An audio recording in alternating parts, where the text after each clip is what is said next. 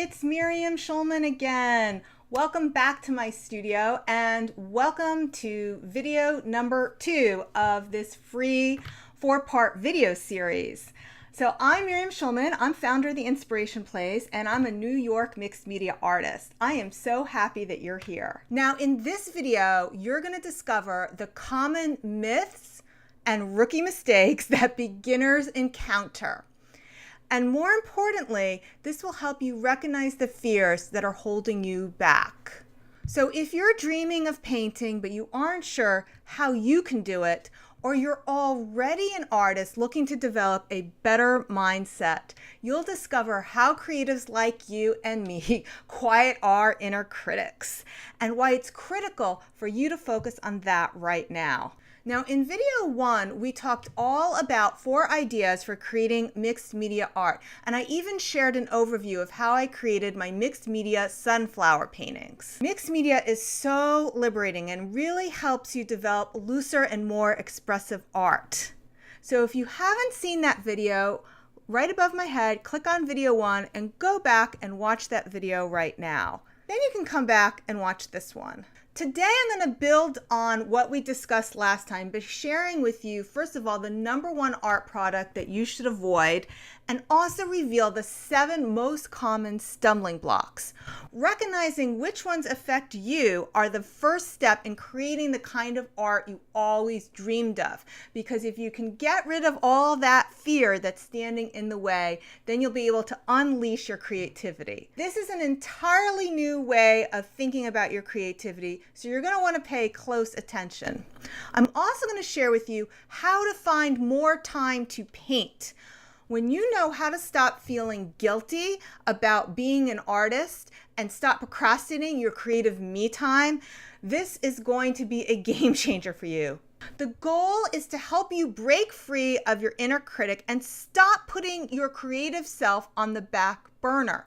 This way, you'll never have to feel guilty about taking pleasure in your creativity, which means you're going to have a way to manage your stress. When you take care of yourself like this, everybody wins. You win and your family wins. Now we've got a lot to cover today, so be sure to have your pen and paper ready to take notes because you're going to want to write some of this down. Now, anytime you're trying new art skills, it's inevitable you're going to hit roadblocks. You might have experienced some of these already.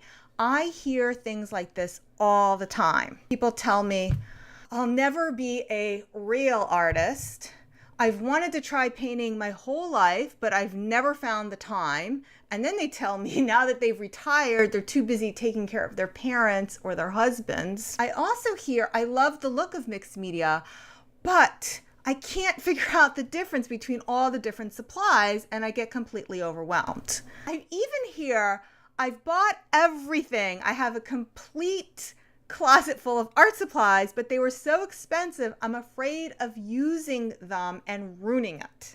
By the way, in video number 3, I'll break down all the art supplies. And if you are following me on Facebook, I'm even hosting a free live stream there so you can ask me any lingering questions you still have about supplies. Here's what I know to be true. If any of this sounds familiar, it's totally normal. Don't worry, you're not alone and it's not your fault. However, if you do believe many of these self-limiting beliefs, it is going to stand in your way of making progress, which is why this video is so important. I totally get where you're coming from because we've all been there. And the truth is, it all comes back to bite us all the time. Like the more successful you get, sometimes the more your inner critic and these limiting beliefs are going to come back again. It's like new level, new devil. So these are things that artists have to constantly work on and art students have to constantly work on to overcome these limiting beliefs to make progress. I know it's frustrating to come against these things. I've been there myself, and it's true also of other artists that I know and of many of my art students. But believe me, when you make progress towards overcoming, that's where the magic happens. And it's very stressful knowing that if you could only just overcome this fear, then you could be making art, which is going to relax you more and then help you make more art.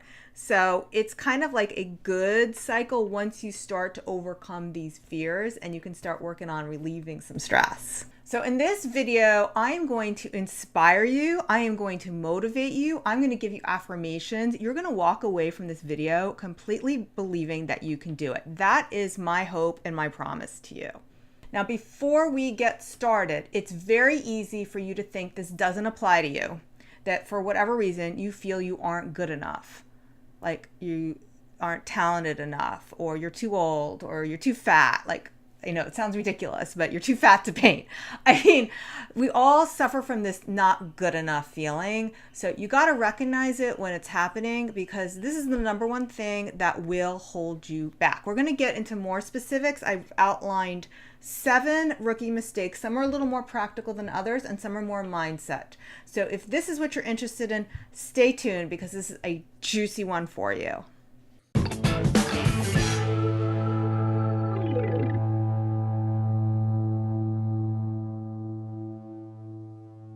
So in this video, I'm going to talk about myths, mistakes, and mindset. So in this video today, I'm going to share with you the 7 mistakes to avoid, the 7 myths and mindset mistakes to avoid, and then we'll wrap it up. So I made a ton of mistakes. I learned from my mistakes, of course, and you can make these same mistakes too and learn from your mistakes, but it's so much more fun if you can just start off without having to go through that whole mistake-making process. I want to share with you the mistakes that I've made along the way, as well as how to develop a mindset around creating art. But I know there's a lot of people who are new to me, and I just want to give you just a little bit more context about where I'm coming from. So I've been a watercolor artist for a long time and a mixed media artist, maybe perhaps the last 5 or 6 years. I've been published in Art Journaling magazine, which is published by Stampington. I'm also a 21 Secrets teacher, and I'm the founder of the Inspiration Place, where I've taught hundreds of students just like you how to paint in watercolor, and now I'm bringing my mixed media techniques and secrets to the Inspiration Place. The Inspiration Place, I offer lots of classes. A lot of them you can't sign up for right now because they only open registration to my best classes a few times a year. But I love to do these free series because I like to give back to my community and make sure that even the people who cannot sign up for my classes will also be able to learn. And that way at the end, you can either sign up for my class or not. But either way, I hope you get a lot out of today's presentation as well as all 4 videos. Get started with mistakes and mindset errors. So first of all, mistake number 1 is using Mod Podge, which I know some very talented artists who made that same mistake, and I know also that they have switched from Mod Podge to better materials, but unfortunately those videos are still floating around YouTube that say to use Mod Podge. You really want to avoid that sticky, messy stuff. Okay, and mistake number 2 is going overboard. I can show you the hot messes I made when I went overboard with stamps. It gets yucky, and especially when you use black ink all the time. But as we said, you can always cover up your mistakes with more collage. Mistake number 3, with your stencil. You don't have to wash it in between. I was wasting a lot of time washing my stencils every single time I used it. However, if it is wet with paint, do not lie it down on a paper towel, because then the paper towel will get glued to your stencil, and these stencils are pretty expensive. You don't want to do that. Mistake number 4, all your work looks like the art teacher. So I shouldn't be able to come into your house and say, oh, you took a class with Sandy, whatever. Okay, it should look like nobody else's art but your own. All right, and if that sounds like you, first of all, let me say that is not your fault. The reason is because you've only been taught how to copy other people's projects, and you've never been shown what their process is. So when you go to do your own art, you don't know where to start because you don't know what the process is. So my classes are going to take care of that. Okay, mistake number 5. You think you have to know what you are making before you start, and you do not. Remember we talked about that in the last video? You can just start collaging your background. However, mistake number 6, you do have to choose your color palette before you start. So remember last time I said I'm going to use all neutrals, or you're going to use all of whatever color. You have to do a little bit of teeny weeny bit of thinking before you start. But don't let that stop you. All right, mistake number 7 is being scared of making mistakes. So actually it was really hard to come up with a list of 7 things, because there really aren't that many things you can do wrong, besides staying away from Mod Podge and not ruining your stencils. There really isn't a lot you can do wrong with mixed media. So let's move on to myths and mindsets. Okay, so mindset is different than a mistake. A mistake is something that you're going to do later once you start. Mindset is something that's going to keep you from starting in the first place. So this is kind of more important to straighten out right away. So let's talk about what mindsets are keeping you from even getting started. Here's myth number 1. Who am I to paint? I'm not an artist. I didn't go to art school. Let me tell you, there is no artist fairy. I've had my art published. My art has been collected all over the world. I have very happy art collectors, happy art students, and I didn't go to art school, right? I studied art history in college, and I do not have a master's degree in art. So I can tell you there is no artist fairy that comes down and says, you're an artist, you're not an artist. What makes us artists is that we make art, period. And even selling art is not what makes me the artist. The only thing that makes me an artist or you an artist is that we're making art. So what I want you to do is put your right hand over your heart and raise your left hand and say, I am an artist, and from this day on, I am committed to making art. Myth number 2, I don't know what products to use. I have products. I don't know how to use them. Okay, I have to be honest, it did take me a while to figure this out, and I did a lot of reading and a lot of studying, both in watercolor and then mixed media, so it does take a lot of time to figure this out. However, it doesn't have to take you a long time to figure it out because you have me.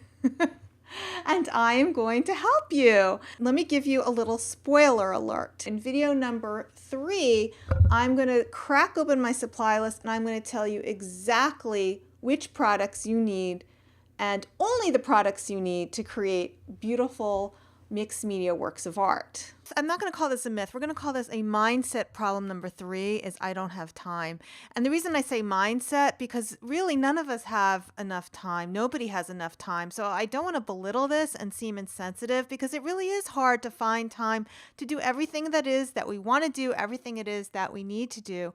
So I want to talk and share a little bit about strategies, about finding time to do things that make us happy. To hear what you have to say, Jackie says that in the middle of the day, that if she has a day off, she'll grab her watercolor supplies and head outside for 1 hour to paint, and it's always worth it. And I couldn't agree more, because think about it as therapy. If you're happier, you're going to be more productive the rest of the day. And Beverly shared that if she can't sleep, that's when she creates her art. I did hear that from other people, that they paint whenever everyone else goes to bed. That's their me time. Frederique says she crafts in between housework and other chores. And Fonche says that when she pays for a class, she always goes and does something. And that's true of a lot of people, that when they pay for a class, it gives them some accountability and it makes them value that time a lot more. But the favorite answer I found on my Facebook page was from Joan, where she said she doesn't do housework.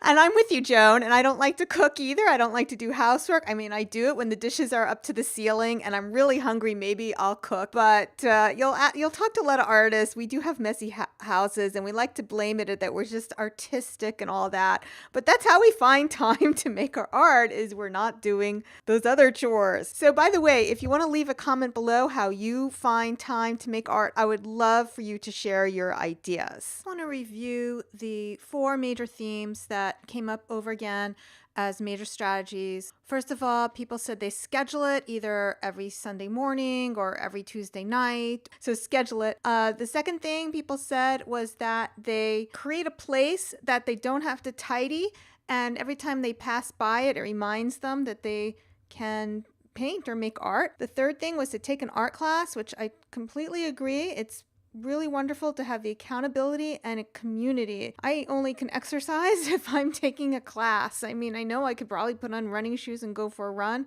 but it's just not the same. And number 4 is people prioritize it over other things they have to do. I want you to, again, put your right hand over your heart and raise your left hand and swear that from now on, that art is important to you, so you will make time for it in your life. Myth number 4, am I too old? Let me tell you again, I hear this a lot. There are a lot of people who are just like you in this class. The majority of folks who sign up for my classes are people who are retired, newly retired, or about to retire. And they've always wanted to fill in the blank, paint watercolors, paint mixed media, whatever it is that I happen to be teaching. And now that their children have gone off to whatever and they're empty nest, now's their time. Now they understand it's time for me time. It's time for them to put a little bit of, so it's time for you to put a little bit into yourself. So this is the perfect time to start to paint. Now again, I want you to put your right hand over your heart and raise your left hand and say, I am the perfect age for making art.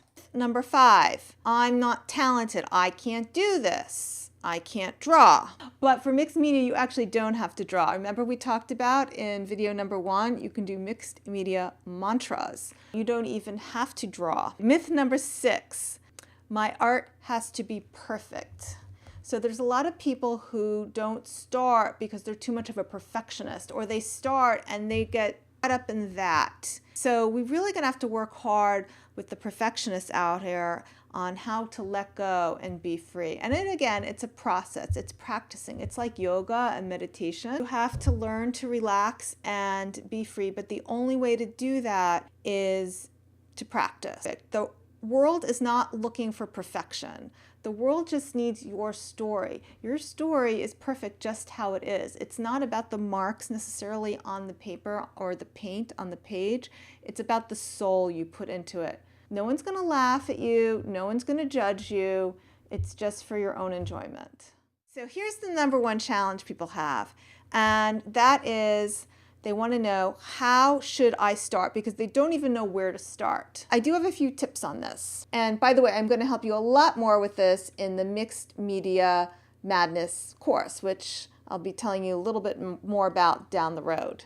All right, so let's wrap it up. I don't want you guys to get held up by the myths, mindset, mistakes, because those are really the biggest mistakes. I mean, once you don't use this anymore and you're not a slob like I am and leave your supplies lying around where they're going to harden up like a rock, you'll be fine. You can do this. Make sure to let me know in the comments below which one of these mindset myths or mistakes sounded just like you, where you just said, oh my God, that sounds just like me. So I want to hear from you. Let me know which one sounds just like you. Just leave a comment below. In the next video, I'm going to share with you my exact and complete mixed media supply list so you can get started with the right materials.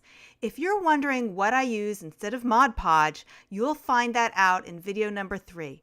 That video builds on everything we talked about in the last 2 videos, and not just what to use instead of Mod Podge, but it also outlines everything you need to make the same kind of art I've been sharing with you and the same kind of art made by my students. I believe that the supply video is the most valuable training in this whole workshop. So if you've been dreaming of painting, this will give you the exact track to run on to start creating your own mixed media art.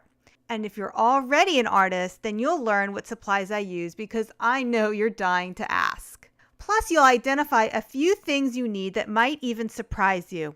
I'm also including a PDF download of the entire supply list so you can print this out and use it to go shopping, but I've even provided links for you if you want to order everything online. The next video is all about equipping you with the right art supplies for long-term success and giving you the big picture strategy for making the progress you're after. But for now, I'll leave you with this. Just by learning what we covered today, you're one step closer to your ultimate goal. You want to have more time in your life for creating art. And you and I both know it's so much more than just that, because it means you'll have an expressive outlet for releasing stress and reconnect with your inner artist that you know is buried deep inside you. And that's what really matters. So take what you've learned here today and start putting it into practice. Maybe you're just in the beginning stages, or maybe you can get started right away. The key thing is to get going. You want to take these small steps which will get you where you want to be. So next up, I'll share the exact supplies you should buy so you don't waste your money on the wrong stuff, which will help you eliminate supply overwhelm. I'm so excited just knowing what a difference this will make. I can't wait to see you in the next video.